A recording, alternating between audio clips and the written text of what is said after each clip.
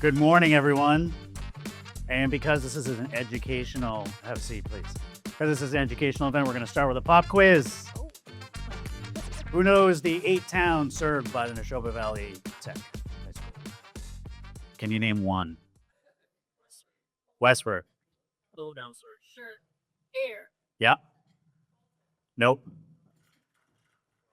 Groton. Chelmsford, biggest one. Littleton, is that 8? Pepperell? So we have Air, Chelmsford, Groton, Littleton, Pepperell, Shirley, Townsend, and Westford. All right, how many technical programs does the school offer? 18. Great job. How many students go there? 1,200? It's a little high. 800 is closer. 770 as of this morning. Changes every day.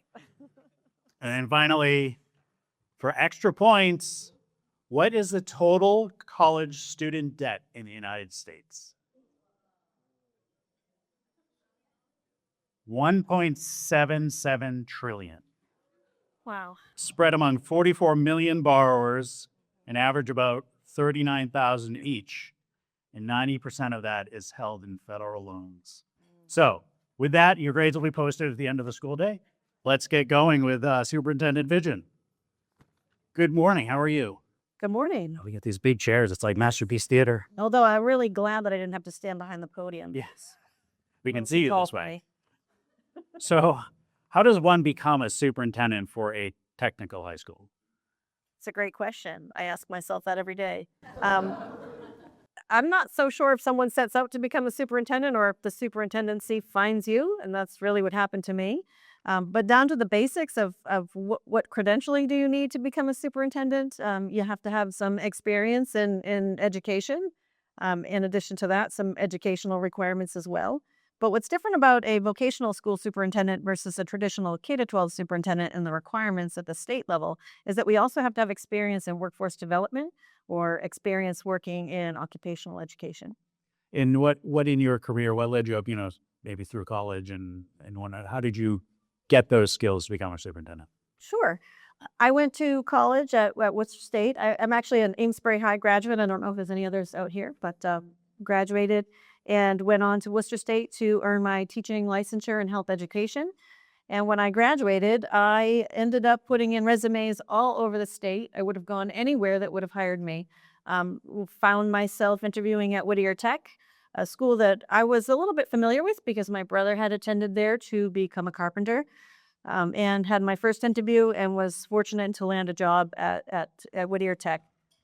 During my time there, I taught health. I also pursued advanced graduate degrees. I earned my master's degree in technology education through Lesley. And I was always fascinated with leadership. So I also went forward and earned my certificate of advanced graduate studies through Lesley and Fitchburg State as well in occupational education. Just along the way, continued to learn and had the opportunity to take a step into leadership over at Nashoba Valley Tech way back in 2005 at this point, have been there ever since, and came through the ranks at Nashoba Tech. I started over there as the Director of Curriculum and Grants, a really, really wonderful job, expanding academics, expanding vocational offerings. And then I think about one particular conversation with one of my bosses from years ago when he brought me into his office and he sat me down and he said, "Denise, it's time to fasten your seatbelt." I think I finally figured out what he meant. I soon became the principal, and then not there long after became the superintendent of Nashoba Tech. Okay. Now, I've often wondered this. It's Nashoba Tech, but it's Greater Lowell Voc Tech. So some have Tech, some have Voc Tech, some just have Voc. What's the difference between vocational and technical?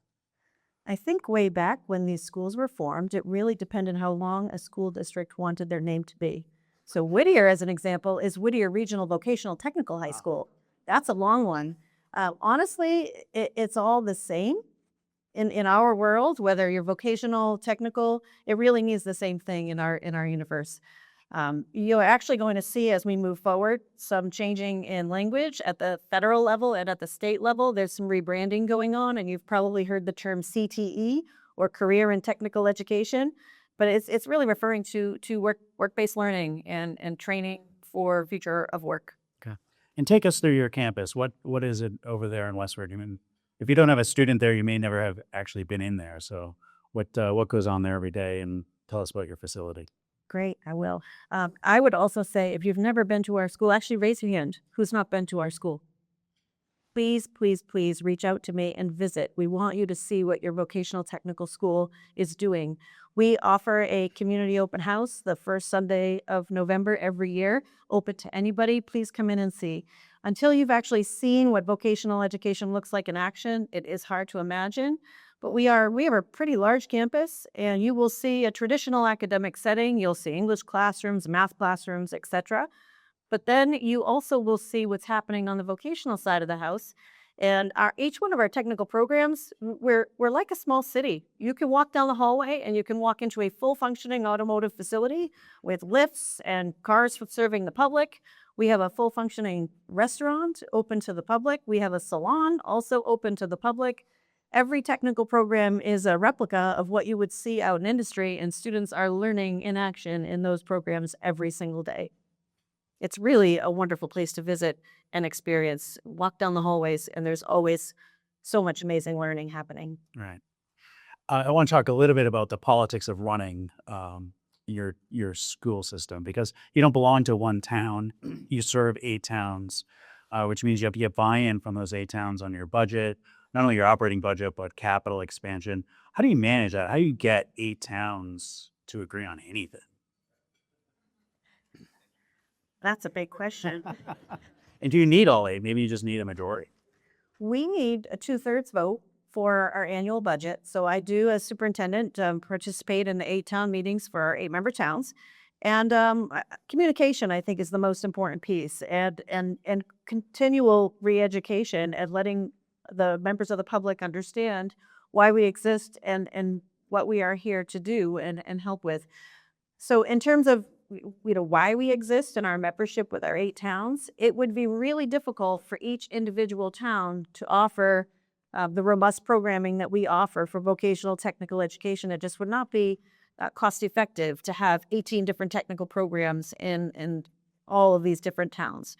So, back in the 60s, these towns did come together and form this partnership, recognizing the vital role that vocational education has in serving the future workforce of the local area, the regional area, and statewide.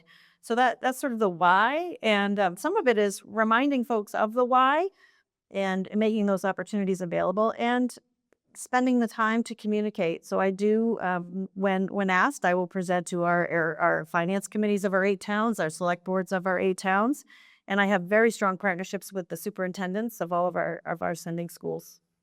I will say, as 13 years as a moderator in the town of Groton, I don't think I've ever called on you to speak at our town meeting. So I think you get pretty good support. There's not a lot of questions. I'm wondering what can keep that up this year as well, We'll a couple try. of weeks. Speaking of town meetings, are you anticipating in the fall you have a capital project you're going to be bringing to the towns? And how are you pitching that? Our timeline has actually shifted slightly. Oh, okay. So we have exciting news. Nashoba Valley Tech, we wrote a state grant application to the MSBA, which, if you've never heard that acronym, it's the Massachusetts School Building Authority. And they offer grant programs to help with school construction, and they provide a portion of the construction to be reimbursable. So we were thrilled when MSBA reopened the program. It's called ARP, or Accelerated Repair Program. We have an aging facility. We've done our best to keep it up with the resources that we have, but our HVAC system across the board must be replaced. And it's been an expense that we've been, to be quite frank, struggling with how to fund. So we did apply for this grant. We were thrilled to receive notification that we were accepted into this program, but it does require us to go to all 8 of our towns and request for 8 towns to bond the full amount of the project. So even though each individual town will not pay the full amount of the project, they do have to vote it that way. And then once the project is complete, the state of Massachusetts will reimburse us on eligible expenses up to 55%. So big picture, that's a wonderful deal. And those remaining expenses get allocated town by town based on student enrollment. But we do have to explain to the town that they do have to vote the full number. We anticipate the timeline of that will actually be spring of next year. We were hoping for fall town meeting, but it doesn't look like the feasibility study will move as quickly as I had hoped. So it does look like next spring. And how will I go about working towards the 2/3 vote that I need to pass it? Education, making myself available to talk in any forum that I can talk so that folks understand the importance of this and this wonderful opportunity at potential reimbursement. If it were not to pass, the HVAC must still be done, and we wouldn't receive the 55% reimbursement rate. Now, switching gears, talk to us about how are students chosen? You're limited number of seats. You get 8 towns. The students are competing for the 700, 800 seats. How are they chosen? That is another interesting question because that has changed this past year.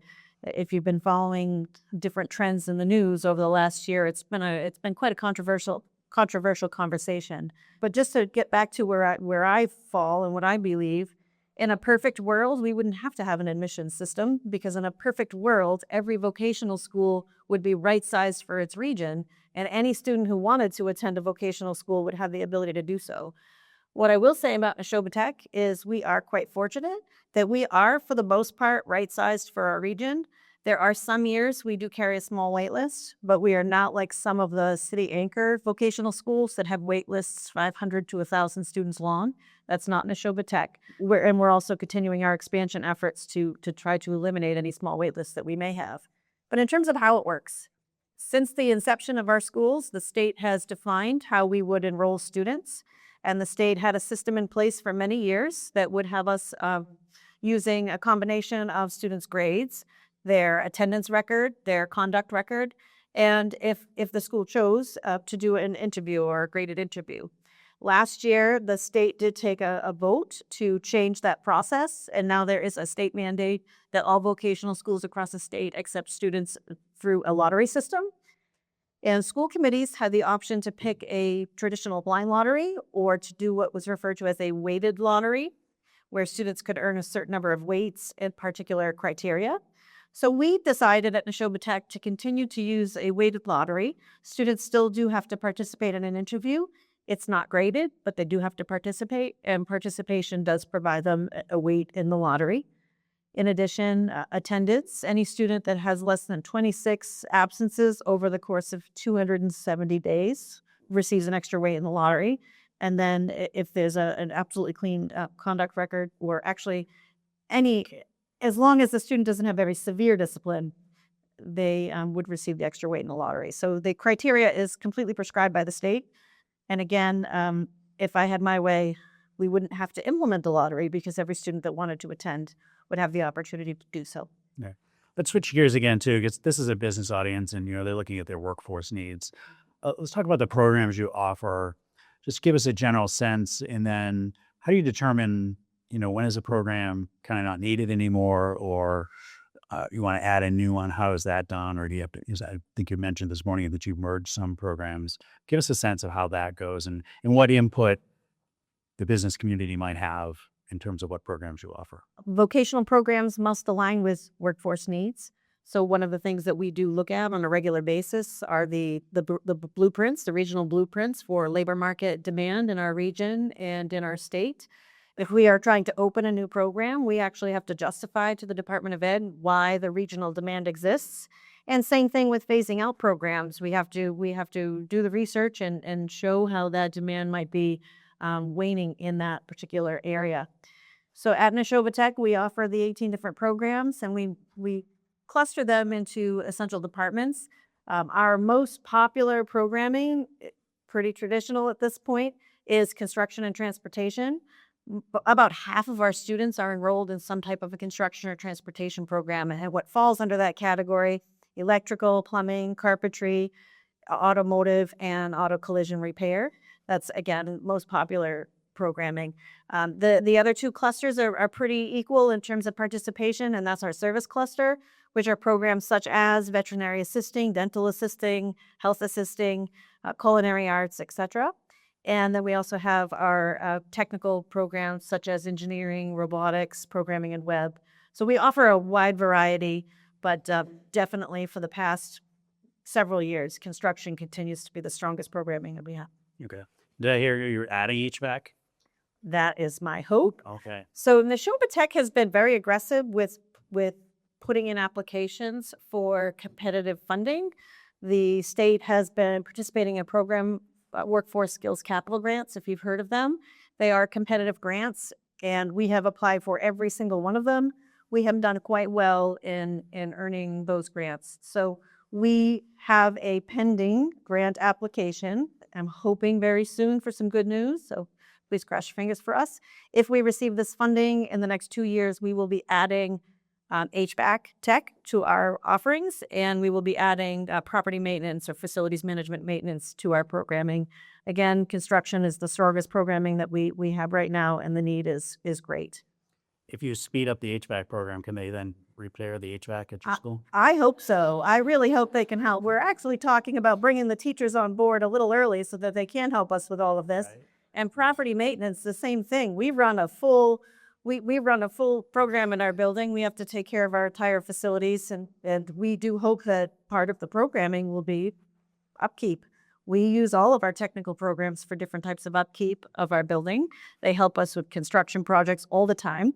So 2 new programs that can also help support our facility.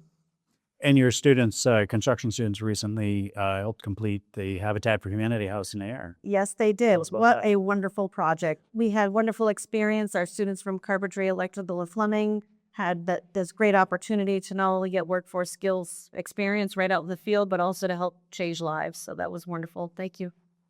And of your students, of your graduating students, how many go into the workforce, and what's the placement rate, if you know, versus on to college? So you're talking about one of my favorite pieces of information regarding technical schools. I often am asked, what is it that you use to grade yourself in terms of how you're functioning as a school district? My favorite accountability factor is called positive placement. It's not something I've created. It's a state requirement. And that is, what are our students doing after they get out of high school? We are required, in fact, vocational schools are the only schools that are required to do this. We reach out to our graduates after they're done, and we ask them what they're doing. Are they in college? Are they in the workforce? Are they in the military? Or are they doing any combination of those items? And if the answer is yes, and they're doing this in their field, we are graded with a positive placement rate. Nashoba Valley Tech year over year has a positive placement rate of anywhere from 95 to 98%. Wow. That's amazing. That's amazing. You must be very proud of that. I'm very proud of the students and their experiences as they move on, because that's a strong future for all of them. Right. And how do businesses, a lot of these folks, how do they get involved with Nashoba Tech? What can they do to interact, or to offer internships or anything like that? Yes, all of that. Many ways that you can get involved. I actually see some faces in the crowd that have been very involved over the years. The first way to get involved would be to think about having a representative from your organization join our Vocational Technical Advisory Committee. So by requirement in Massachusetts, every one of our technical programs must have a separate technical advisory committee. Those committees are made up of industry representatives, post-secondary representatives, representatives from labor, and they come together at least twice a year, and they help to advise our staff of what you're seeing in the industry and what you need from your future employers. So it's a great opportunity to come together and have a collaborative conversation. Our teachers will review the curriculum that they're using in their classrooms. They'll seek input and advice from you as to what we need to tweak and change as students head off into the world. And you'll also advise us on new equipment that might need to be purchased so that our students continue to be job ready as they walk out the door. So participating in that is a wonderful opportunity. I want to have a special thank you to Melissa, who's actually served as the chair of our general advisory in the past. Wow. So that's been a wonderful partnership. There's that opportunity for everybody in the room to get involved in that way. And we serve you an amazing dinners that is featured by our culinary arts students, our award-winning culinary arts students. Right. Taste of Nashoba Yes, award winning. yes. And recently, this is the second year in a row, our culinary students have won the Pro Star competition and are heading to nationals. So we're going for a #1 in nationals. So we're thrilled. Other ways to get involved, cooperative education. So our students, if they've met the criteria in their technical program. Halfway through their junior year, they can actually go to work on their technical week and they could potentially be your next employee. So I hope that you consider participating with cooperative education. Students would work for you every other week during their technical week and they would come back on academics. Sometimes we can set up job shares where you might have a junior on one week and a senior on the other week. And these are paid cooperative placement opportunities. We find that when we reach out to our graduates 6 months, 5 years, 10 years down the road, sometimes they're still working at that cooperative placement opportunity that they had in high school. The other ways that we can get involved is sometimes we will also do internships, and these are unpaid short-term internships where they can experience different types of employment before they make their final decisions on a cooperative placement.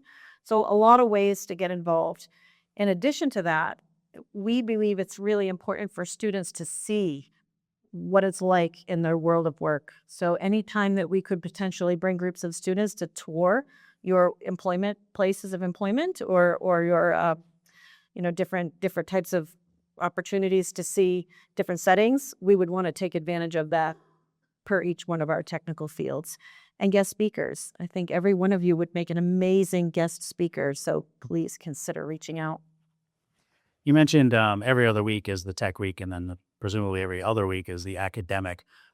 How do you fit, what takes a regular school a full year to teach into half that time? And what does the MCAS show us in terms of your students' results? We, in vocational schools with the week about system, it does become pretty aggressive in terms of the academics to be able to meet the traditional requirements. Students that come to Nashoba Tech have to do all of the required academics to earn a traditional high school diploma, and they do the technical programming in order to earn their Chapter 74 technical certificate. So they're really doing both at the same time in a week about fashion. So we actually have to have block scheduling on the academic week. So students take a 90-minute English class, a 90-minute math class, a 90-minute science class, and 45 minutes in social studies and electives. So it's a tight schedule. What students give up in academics, I'll be quite frank, is a variety of electives, because really what they're doing is they're taking all of their elective opportunities and they're putting it towards their technical program time. So that is the major difference, and that's how we get it all done. In terms of MCAS, that's an ever-changing landscape at this point in time, but we've always gotten students over that MCAS threshold before graduation. Right. They don't count towards graduation anymore, but they're still taking them. Right. Correct. They are still required to take them. Okay. And as superintendents, you're looking towards the future. HVAC aside, I'm seeing municipalities struggling with their budgets, which means they're going to struggle with your budget. What do you see as the future challenges coming down the road that you need to prepare for now? Like everyone else, I think we need to continue to be creative. Nashoba Tech has done that for the last 5 years, and we continue to do that through leveraging other opportunities for funding. We have actually received over the last, let's say, 7 years, $8.5 million in competitive grants, and that has truly carried us over these rough years. So had we not received these grants and had we not been able to increase and expand and buy new equipment, I can tell you our technical programs would not look like they do as of right now. So our plan, continue to write these very strong competitive grants as long as these opportunities exist, and continue to partner internally with our building and with our towns. Everyone is struggling. We have the opportunity, unlike some school districts, where, again, we can leverage the work of our electrical department to do the electrical upgrades. So we do a lot of cost-saving measures just by integrating learning experiences into what we do, and continued partnerships. There are definitely opportunities for partnerships. We have students that, again, might go off on internships to do things to help support some of the town needs as well. Right. And as a technical school, you have your students there from, 6 to 4 or whatever, but your building doesn't close. You have programming for adults. So take us through that too. And, maybe some training programs for people's employees as well. Absolutely. We, as a technical school, actually serve grades 9 through 14. So a vocational superintendent, that's my licensure, 9 through 14. So I know grades 13 and 14 sounds unusual, but we actually offer postgraduate, post-secondary education.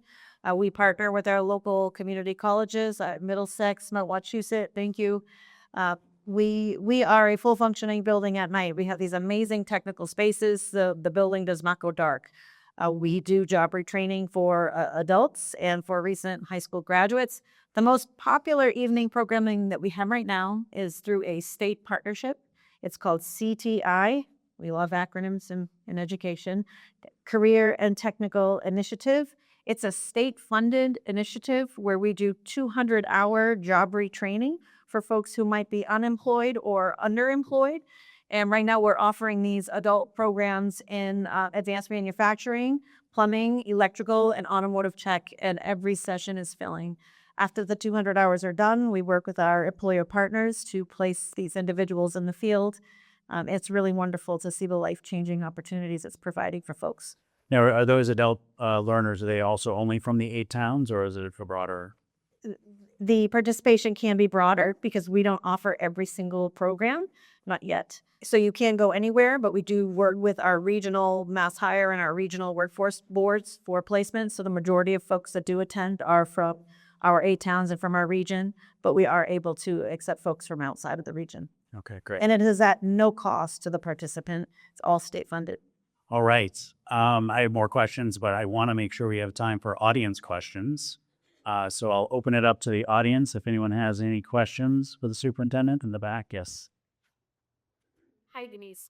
So first, full disclosure, I'm actually a school rep at Mid-Indiana, but I will say that I had a fabulous meal at Denise's restaurant at Nashoba Valley's last week, because I was there working with Canadian students, or they're creating a documentary for us for Appetite. Well, my question is about special education. The last time I checked, and about a little while ago, the state average of special education students in schools is approximately 23-24%, and that might be wrong. I was wondering if you could speak to, like, what is the percentage at your school? Nashoba Valley Tech serves a pretty significant portion of students that would be considered high needs, and special education is one of the pieces of that. So Nashoba Tech has proudly served a population that is typically around 40% students with disabilities.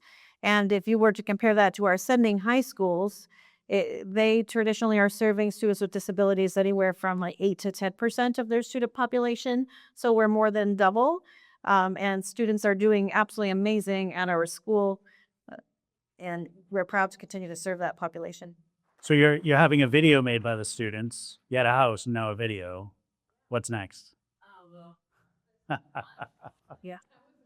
Our salon is brand new and amazing as well. You want to come and have your hair done or your nails? So, but how does that work? You just make an appointment at the salon? Yes. Any other salon? And Yes. it's open during school hours? Open during school hours. You would contact the school. It's on our website. Members of the public, you can bring your car in, have an oil change. You can have your tires rotated. You can have auto body, fix a dent. I have to use that a lot, unfortunately. We have the full functioning restaurant, full functioning salon. And again, as Charlene mentioned, we have other opportunities, like our TV media program has helped organizations with videos or websites, etc. So running 18 small different businesses within our facility, any real world projects that we can receive for our students is really what it's all about relevance in learning. All right, other questions? Yes. Yes, I was just wondering if you had some insight as to what you think for young people today, careers that they should go into. Because I think that is a changing dynamic. I think a lot of the high schools, especially in the greater Boston area, are more classical. You couldn't get what you have at the technical school at all in a regular high school. I know the high school that my kids went to, there was no what you would consider of those type of technical classes. It was all college prep. And I think families today struggle with how to counsel their teenagers towards some direction. I know with my kids, I said, the world's your open book. And my husband said, I'm not paying for an open book on you. He had definite opinions when they were going to college of what he wanted to fund as a major. So I don't know, given all of that, given your experience, if you have thoughts about what the opportunities are in the future. I think I agree with you in that every student should have whatever opportunities they want. And kind of back to one of your earlier questions, a student that comes to Nashoba Tech, we believe in opening doors for students and not closing doors. So students who leave a vocational school can go to college, they can go to work. or they can do both, which is what most of them will do. In terms of counseling a student into their career, I believe really strongly that a student needs to love what they're doing to persist in that. So helping them discover what they love is a really important part of what we do. And we have what's called an exploratory program. So when a student comes in their freshman year, we require them, sometimes they don't like this, but we require them to try on every one of our technical programs, to experience it for a period of time. Because even if they know this is a career path they never want to do, we want them to respect every vocation that's out there and have a basic understanding of what that job entails. And students come to the school sometimes thinking they know what they want. And then that could completely shift after they've tried on all of these different opportunities. They pick about halfway through their freshman year, and then they dive in and they pick one technical program to major in. But we still have students along the way that might realize, wait a minute, I might want to shift. And that's okay. We have processes in place. Back to your piece about parents, that is a real it's a real challenge for families to know how to counsel their students into their future. And that's why I'm a big believer in this, as well as our sending school superintendents. We had strong partnerships that every student should see what their opportunities are. Every student who is in middle school, whether it's in Groton or Air or Shirley, should see what those two high school options are when they're making their decisions. And we've had great partnership in being able to do that. But it's very difficult decision making for parents. The biggest question I get from parents is, if my child goes to the tech, are they still going to be able to go to college? And again, the answer is yes, but they might be working and helping to pay for that college. A perfect example, we have students who participate in our health assisting program. They earn a variety of industry recognized credentials along the way. They are credentialed as a certified nursing assistant, paid feeder, all sorts of different credentialing. They go to work and often will go back to school to become nurses. So oftentimes, yes, we do have students that go on to college. They go on to college knowing what direction they want to pursue, where sometimes students might graduate and not know where they're going and switch majors at the college level several times before they get to where they want to be. I hope that answered your question. Joan, I think that all of that is a great example that you gave at the end to our Audit Rekarvik to Behavioral Health Center. We have a lot of young people to come into our entry-level positions who need to work their way through college. They use our tuition assistance program, our continuing education, often at the end of it year, different time to have a graduation party for people, because we have had a lot of college graduates come through. Sometimes they stay with us, other times they go on to really great opportunities. So I think that's a great way that employers can support the community by offering that tuition incentive as part of your benefit program, because I know it's one of the main reasons young people will come to work for us. All right. In the back. Yes, sir. Has Nashoba started implementing a curriculum around AI, specifically in the construction trades? Specifically in construction, I don't think we've done that yet into the curriculum, but there is a statewide push for how we are all going to integrate AI into what we do. We've actually been doing a lot of pondering about how AI is going to change the landscape of the workforce in all 18 of our technical programs. We're actually starting to think ahead. There are likely programs that will not exist futuristically because of AI, but it's not that they won't exist. They will look very different as we move forward. So our technical teachers are definitely, with the help of their advisory, starting to really think about this rapid change that we're about to experience in the world and in education. We know it's going to be part of everything that we do. And yes, we are slowly trying to work through how that is going to change as we move forward and how we can leverage the tool for the future workforce. I'm hearing we might have a guest speaker. Or an advisory committee member. A couple questions over here. I'll take in front and then the back. Yes, sir. Yeah, so I expect most of your students go to work for somebody else when they start. I was just wondering if you teach entrepreneurism at all? We do teach entrepreneurship. It is a required learning standard for all 18 of our technical programs. So the state has a required framework. In addition to learning the specific technical skills in the industry, we also teach general safety to every student, because safety in the workplace is paramount. Entrepreneurship and employability skills are also required in every single technical program curriculum because, again, we know that students will potentially change job careers. These are skills that are important anywhere and in every career pathway. What's employability skills? Is that just showing up on time and working full day? Yes, that's probably one of the most important things that we're all looking for. I check a teacher attendance rate every day. I still struggle. Yes. Yes, those are your core employability skills. And even the employability skills are merging over the years and bringing up AI. I mean, that's going to be a piece of it as we move forward and the technology skills that go along with it as well.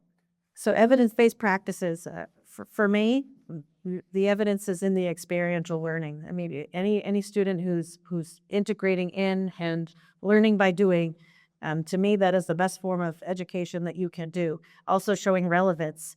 That's why I love vocational schools so much, because every day what you're seeing around you is answering the question of why. Students ask all the time, why do I need to know this? Why do I need to know this? Well, in a vocational school, this is the why. You could see how that why is integrating into your future. Our industry recognized credentials, also a really strong part of what we do. Students graduate with an academic diploma. They graduate with a Chapter 74 technical certificate, which is an immersive technical program, over 900 hours in a particular program area. And they can have all sorts of credentials along the way. They can earn their OSHA 10, some earn their OSHA 30. There's a credentialing in every program that they take with them as they walk out the door. We also have early college credentialing that occurs. So students that graduate from Nashoba Tech, every single one of them has already earned college credit in some fashion. We have some courses that have been articulated and all sorts of opportunities. So I know I'm missing a piece of your question. Traditional high schools. One of the things that you're going to start seeing, and it also speaks to the earlier question, is that career learning is relevant for everybody. Everybody at some point is going to end up at work. That's what we all do. So you are, I think, going to see more return to some opportunities for career education in your traditional settings. The new initiative statewide is actually called Innovation Pathways. I'm not sure how many have heard about this. Chelmsford High, as an example, has added numerous innovation pathways. They are not immersive like a Chapter 74 program is, but they are career opportunities so that students can elect to participate in these innovative pathways in their setting high school. Because again, experience with college and experience with career awareness and career training is a benefit for everyone and every student in the state. So I think you are going to see more of that as we move forward. Our challenge will be educating parents and families on what the difference is. And again, that difference is that we are an immersive career and technical program where students are electing to concentrate in a particular training, and innovation pathways are really just, they're introductory, they're wonderful, but they are introductory level. Other questions? Yes, over here. Could you talk a little bit what the English language proficiency program looks like and whether you see a difference in progress for students when they're working in their technical lease and developing your English language skills versus their academic weeks? And are you referring to like English language learners? Yeah. Yes. So I will say that Nashoba Valley Tech's percentage of English language learners is on the small side if you would compare us to the state average, but we are on par with our ascending districts. So our rates look the same. Yes, I would say that learning the ELL piece in the technical area is helpful because again, it's relevant. It's relevant learning and tying that back to that piece. So I know that's not a really specific answer, but I hope that helps.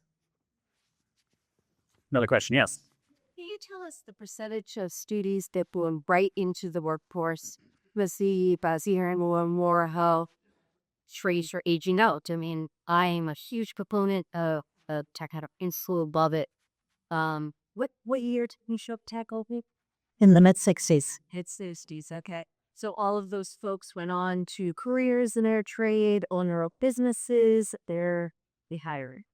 And so what used to be the theory really back then is you went to the SEC, you got a job, you were in the workforce. And now it's great that they're going to college, but people that are looking for plumbers and electricians and such, So the percentages of students varies by technical program in terms of how many go direct to the workforce versus how many go on to college. If you were to take every tech program and merge it together, we're about 50%. About 50% of our students go direct to the workforce, 50% go on to college or doing a combination of both. But if you really break it down to specific technical programs, I would say that with our plumbing program, as an example, the majority of those students go right into the trade.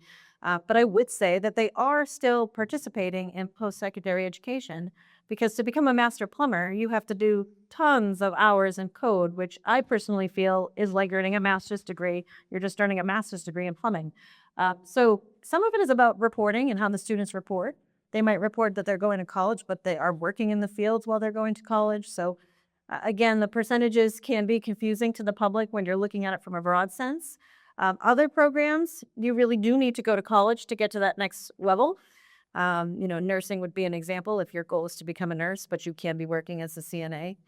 And then I'll give another example, construction. So our carpentry program, we do see students who will sometimes go on and participate in a construction supervisor program because, again, they're working in the field, they want construction, but they also want that management piece as well.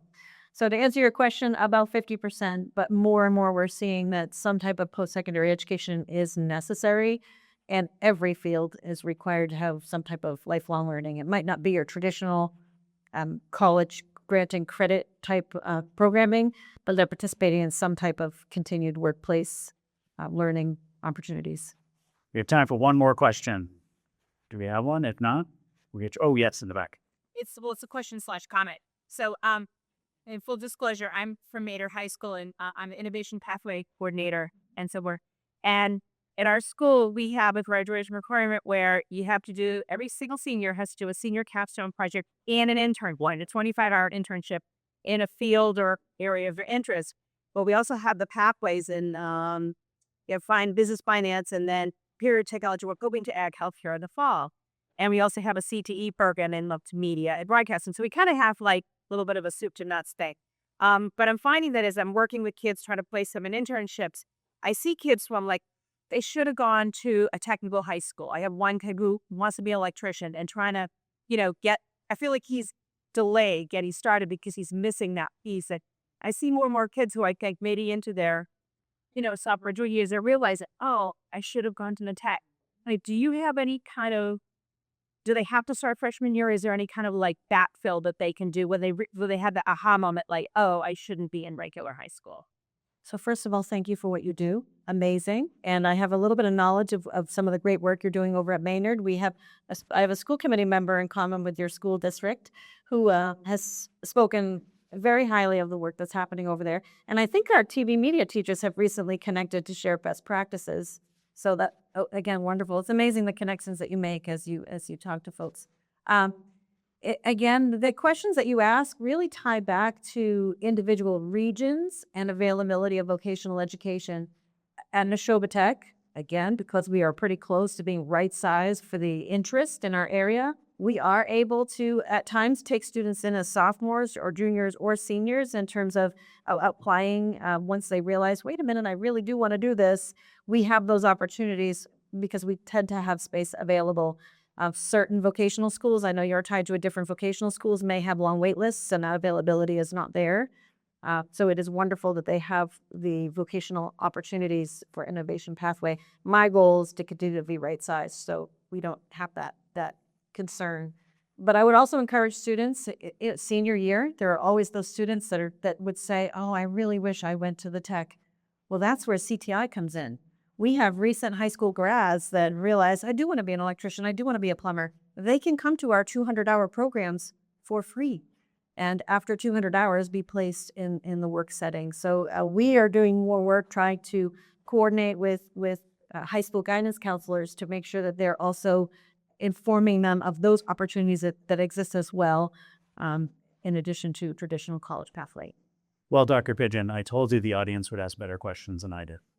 And they proved me right. Great, and not a single budget question. This is amazing. Budgets are boring. But I want to thank you for your time this morning. You're obviously a passionate advocate for the tech, and it's understandable why. So thank you for being here. Thank you very Thank much. you all. Please come visit. We'll welcome Melissa back up.